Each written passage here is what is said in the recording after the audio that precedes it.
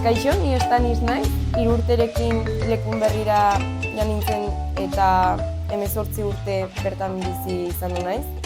Eta daramat Mugiron urte bat gutxi gora bera bizitzen eta orduztik hemen Mugiroko ostatuan lana egiten.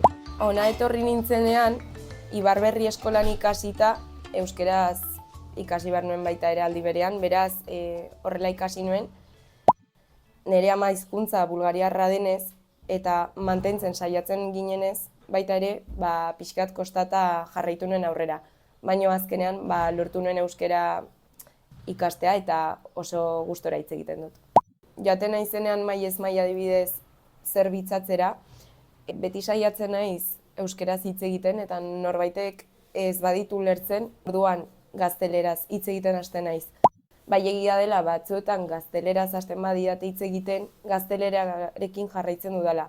Eta euskeraz hitz egiten entzuten badiet, ondoren maila euskeraz hitz egitera joaten naiz.